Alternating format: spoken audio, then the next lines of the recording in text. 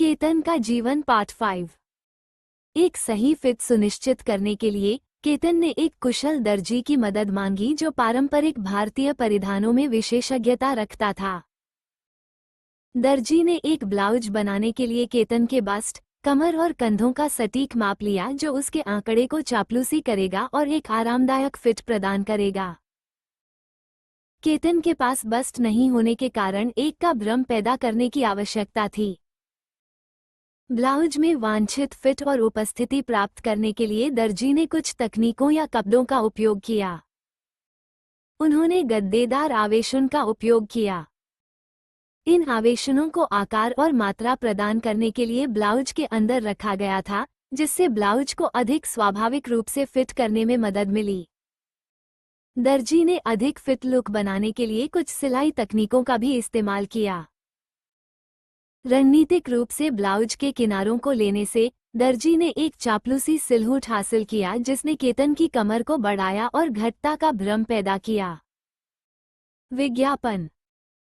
पूरी फिटिंग के दौरान केतन खुले विचारों वाले और संचारी बने रहे और दर्जी को उनके आराम और संतुष्टि को सुनिश्चित करने के लिए प्रतिक्रिया प्रदान करते रहे। दर्जी की विशेषज्ञता और अनुभव ने केतन को सहज महसूस करने में मदद की, जिससे उन्हें आश्वस्त किया गया कि वे सक्षम हाथों में हैं। कुछ मामूली समायोजन के बाद ब्लाउज पूरी तरह से फिट बैठता है, केतन के शरीर को सभी सही स्थानों पर गले लगाता है और उसके स्त्री सिलहूट को बढ़ाता है। केतन ने दर्पण में खुद की प्रशंसा की, उनकी उपस्थिति में गर्व और आत्मविश्वास की भावना महसूस की। फिटिंग अनुभव ने केतन के लिए एक व्यक्तिगत मील का पत्थर भी बनाया।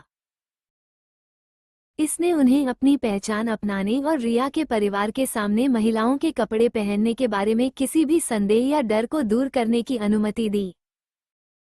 लड़कियों के समर्थन और स्वीकृति के साथ साथ रिया की शादी के आसपास के उत्साह ने केतन को अपने आराम क्षेत्र से बाहर कदम रखने और दुल्हन की सहेली के रूप में अपनी भूमिका को पूरी तरह से अपनाने का साहस खोजने में मदद की।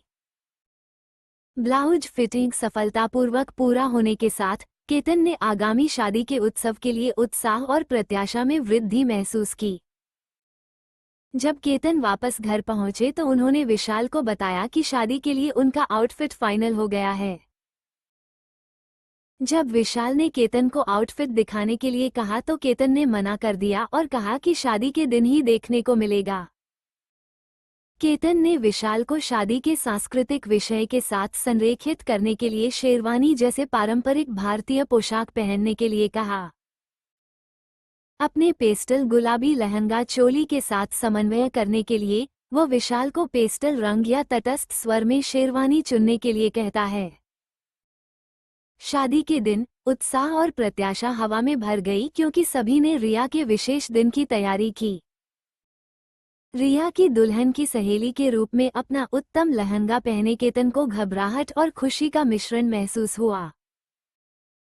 जब विशाल ने पहली बार लहंगे में केतन पर नजर डाली तो वो उनके आश्चर्यजनक परिवर्तन से आश्चर्यचकित रह गए। इतने सुंदर और पारंपरिक भारतीय परिधान में केतन द्वारा अपनी स्त्रीत्व को गले लगाने के दृश्य ने विशाल को एक पल के लिए अवाक कर दिया। वो उस व्यक्ति को देखकर आश्चर्यचकित रह गया जिससे वो प्यार करता था और वो इतना उज्ज्वल और सुंदर लग रहा था।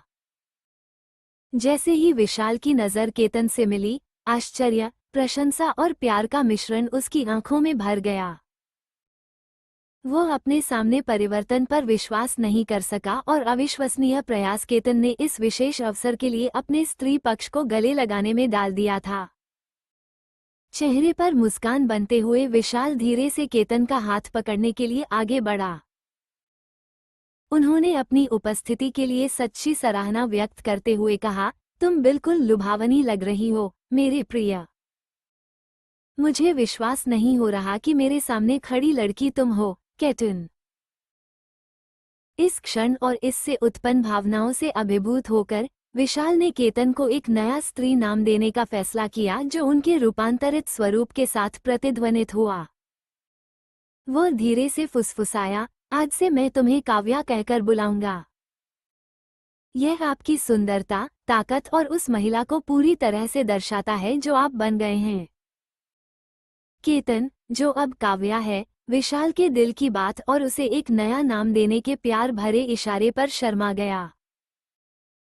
यह एक इशारा था जो विशाल की स्वीकृति, समर्थन और काव्या की आत्म अभिव्यक्ति और पहचान की यात्रा की गहरी समझ को दर्शाता था। उस पल में काव्या ने विशाल के लिए प्यार और कृतज्ञता की वृद्धि महसूस की, ये जानते हुए कि उसे एक ऐसा साथी मिल गया है जिसने न केवल उसे स्वीकार किया कि वह कौन थी बल्कि आत्म खोज की अपनी यात्रा का जश्न मनाया। इसने उनके बंधन को मजबूत किया और एक दूसरे के प्रति उनकी प्रतिबद्धता को मजबूत किया। उस बिंदु से आगे काव्या ने अपना नया नाम अपनाया, इसे अपनी नई पहचान और विशाल के साथ साझा किए गए प्यार के प्रतीक के रूप में संजोया। जैसे ही काव्या कार्यक्रम स्थल पर पहुंची, उसे मेहमानों और परिवार के सदस्यों से गर्मजोशी से मुस्कुराहट और प्रशंसा मिली। रिया, सुंदर दुल्हन, खुशी से चमक गई जब उसने काव्या को अपनी दुल्हन की पोशाक में देखा। उन्होंने एक हार्दिक क्षण साझा किया, जहां रिया ने इस महत्वपूर्ण दिन पर काव्या के समर्थन और उपस्थिति के लिए आभार और प्रशंसा व्यक्त की।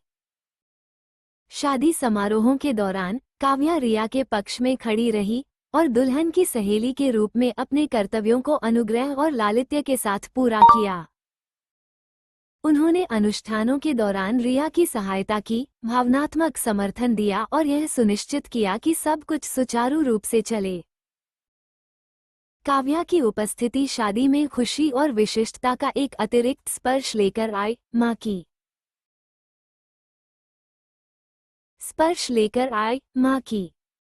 The end.